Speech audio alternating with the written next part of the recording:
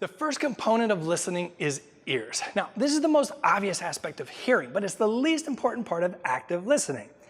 Many years ago, I learned an amazing lesson about active listening. At the time, I was in a month-long training program. Each day was full of lectures and classes and lessons, and one day a lecturer shared with us that researchers measured heart rate, perspiration, respiration, and other biometrics of people digging a ditch. They also measured the same biometrics of people engaged in active listening. Now, this was astonishing. They found active listening has a similar effect on our bodies as digging a ditch. When we are actively listening, our heart rate, respiration, perspiration, all that, it increases. That's why we feel wiped out after a day of meetings or a day at a conference. A day of active listening feels like we've been digging a ditch for 8 hours.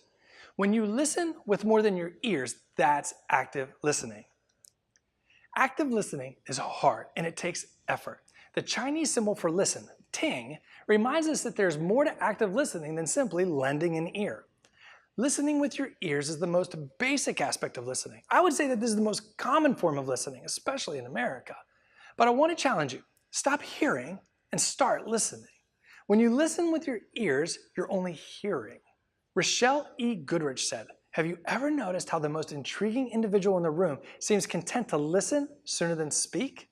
In the next video, let's look at some of the ways you can improve your active listening skills at work. And in the lessons that follow, we'll look at the other 3 components of active listening, as well as the incredible transformational impact active listening can have in your workplace. Oh, one more thing.